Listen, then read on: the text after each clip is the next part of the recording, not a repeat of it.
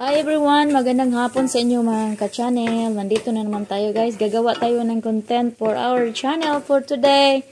Kung bago pa lang kayo sa aking video guys, huwag kalimutan mag-subscribe sa aking channel for you guys always updated sa mga video ni Manay Kitirang mga upcoming guys. So, for today's video guys, it's around 11:34 in the morning guys. So, my husband wants me to cook dinner para pagdating daw nila mga ka-channel mayroon na silang kakainin kasi mamaya-maya mag 1 o'clock alis na rin ako mamaya papunta na rin ako ng trabaho. So ayan, gagawan ko sila ng dinner kasi sabi niya sa akin guys na gawa na lang daw sila ng dinner para hindi na sila malilate pag gagawa ng mga homework kasi mawalan siya ng time guys. Pagdating sa bahay magluluto pa siya tapos ang tagal magluluto pa tapos gagawa pa ng homework. So maalanganin sila sa oras. So ang gagawin ko guys, gagawa tayo ng vegetable today with a little bit of meat. So this is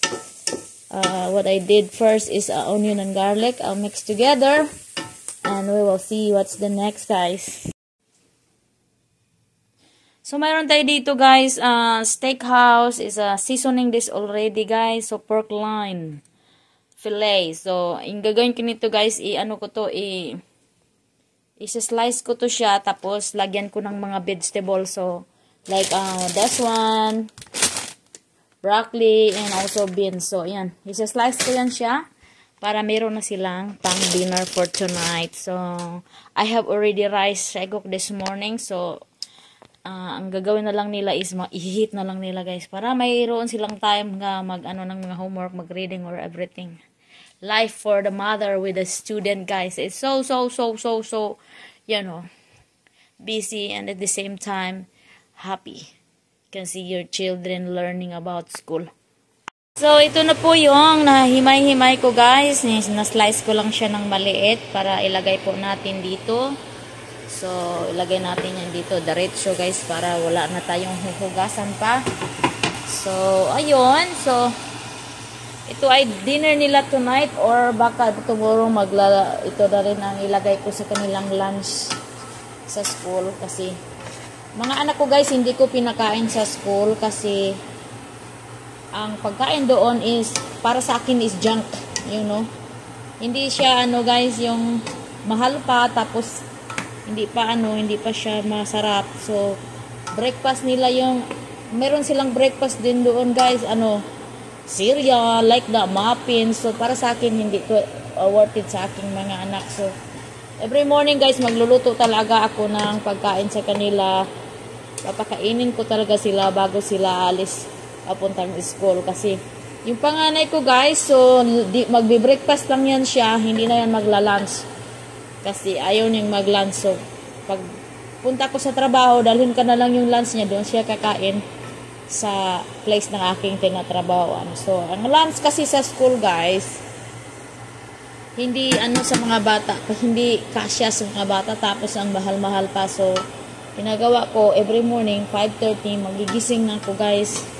Magluluto na ako ng mga pagkain nila. Minsan, maggawa na ako ng night time, mag-prep na ako para sa kanilang Mondays to Friday para magising na ako sa umaga, iinitin ko na lang saka ipasok sa kanilang lunchbox. Yung panganay ko naman pwede nang hindi initin kasi meron naman doong microwave sa trabaho ko. So yung bunso ko guys, palakain kasi yung bunso ko, nakita nyo naman sa katawan yan, palakain kasi yan, magbe-breakfast yan, magla-lunch pa yan doon sa school nila. So ang ginagawa ko guys, kaya yung bunso ko, lagi siyang mawawala ng like water bottle, like that. Tapos yung lunch box. So ang ginagawa ko, ako ang magdala. Dadalhin ko yung niya sa school. Ilagay ko doon sa table ng place namin. Meron kaming place doon para sa mga kustudyan. Nilagay ko lang doon. Sabi ko, lagay ko yung food mo dito. Tapos pag lunchtime, kuhanin mo na lang. Yan ang ginagawa ko mga ka-channel. Kasi pag ibibigay ko siya kanya, daladalahin niya sa school, sa room niya, mawala talaga guys. Bunso ko, hindi siya makalimutin siya sa mga bagay na like sa mga toys niya like that. So, mawawala na yung mga gamit niya, hindi mo na alam, nawala na pala. So, yun ang ginagawa ko sa kanya everyday. So, asawa ko ngayon, nagre-request ng napulutuan ko na lang daw sila ng makakain nila para diretso na yung pagkuha niya mamaya 4:45. Ang out ng class ng mga anak ko guys is 3 o'clock. So, kunin niya 4:45. So, pag out ng mga anak ko, diretso na yan sila doon sa place ng tinatrabahoan ko. Doon sila magkain, mag-snack or something. So, and then 4:45, daddy's gonna get them. And then, when sometimes I didn't cook dinner for them, and then my husband said, I'm out of time. I have to do their homework. I have to help them their homework, reading or something. So, no time na guys. So, kailangan silang matapos ng mga 7. Tsaka pagka 8 o'clock tulog na yan. Kasi kailangan patulogin ng maaga. Kasi mag-o-order pagka kinabukasan guys. Like kaninang umaga, order yung bunso ko. Sobra. So, ayun. Being a parent with a student guys is a challenge, you know. I mean, sometimes they really like to go to school. Sometimes, you know, if they feel tired, Mommy, I don't like to go to school today, like that. So, like that, ang life ng guys. Yung parents naman, kita yung mga anak nyo na para bang tanatamad, kailangan mo rin silang i-encourage everyday. So, yeah. Buhay ng nanay. Especially dito sa Amerika, guys. Ako lang dito, guys. So, buti sa Pilipinas, marami tayong mga magtutulong sa'yo doon. Kung kapitbahay natin, mga kamag-anak dito sa Amerika, guys. Ako lang halos lahat sa mga bata kasi nagtatrabaho din ng asawa ko. Siyempre, ako maghatid sa kanila every morning kasi ako lang ang, pag ang asawa ko maghatid kada araw, umaga doon guys, magpa-fight siya sa traffic, sa linya, kung saan i-drop off yung mga bata. Sa akin is easy for me because mayabi ako, may key ako sa school, kaya makapasok lang ako anytime. So, kaya it's very malaking privilege for me sa paghatid ng aking mga anak. So, ayan guys, tingnan natin to guys. Mag-prepare na tayo ng ating vegetable for today. Ito guys, ito na po yung ating vegetable guys na ready na po natin ilagay. So, make sure ko lang guys na ang meat is na luto na ba talaga. Kasi minsan,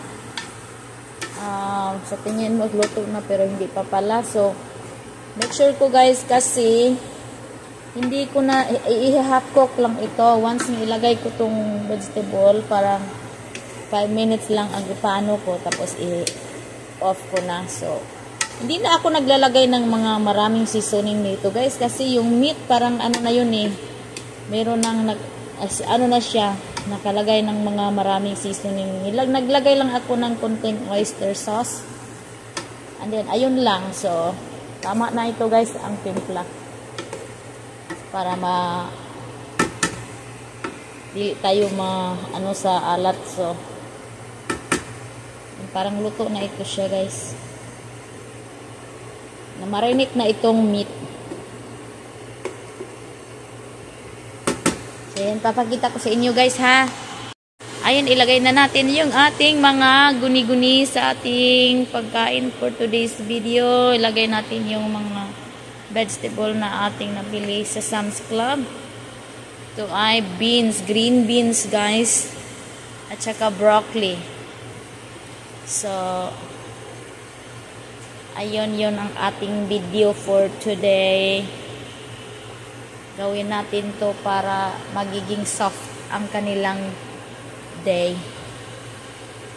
Alright, so ngayon, mo lang yan guys, i-stir mo lang yan siya guys.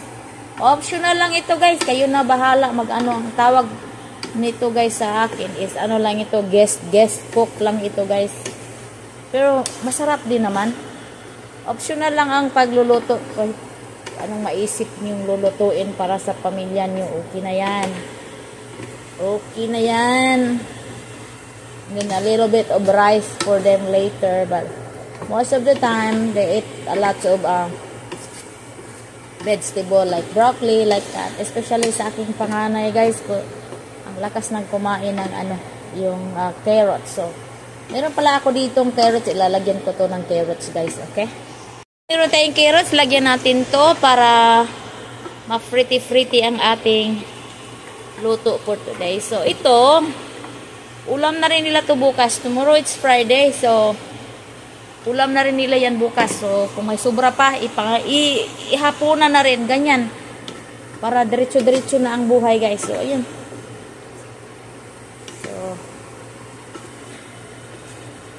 Kailangan nating lutuin some of the vegetable, guys. Sometimes, guys, hindi natin maapas o luto, guys. No, maano siya, masisira. So, kailangan nating lulutuin para mapakinabangan ng ating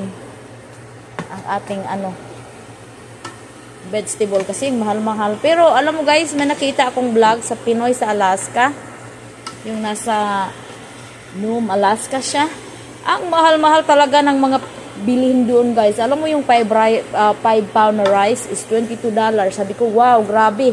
Sabi kasi, kaya mahal dito kasi sinishape lahat ang mga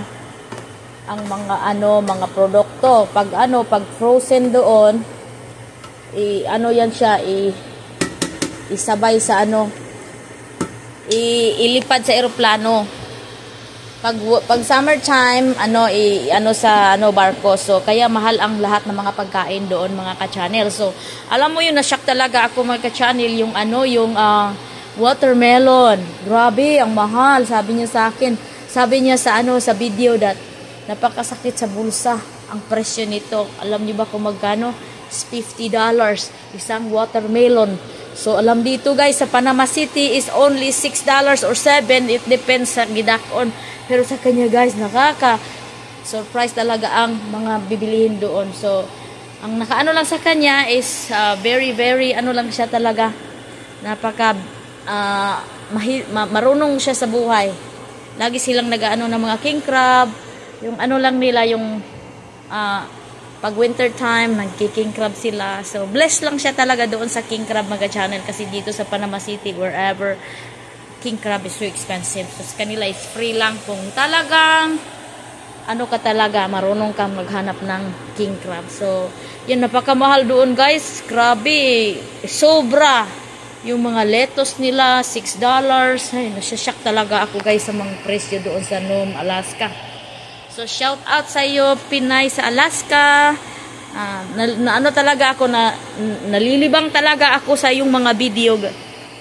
Lalo na pag nasa dagat ka, yung napuprosin yung dagat, nalilibang talaga ako dyan sa video. So, thanks for watching, guys. So, papakita ko sa inyo kung ang result today sa aking video sa akong dinner for tonight. So, update you. Alright, guys, I think my vegetable and meat is all cooked already. I-try natin, ha? Anong lasa?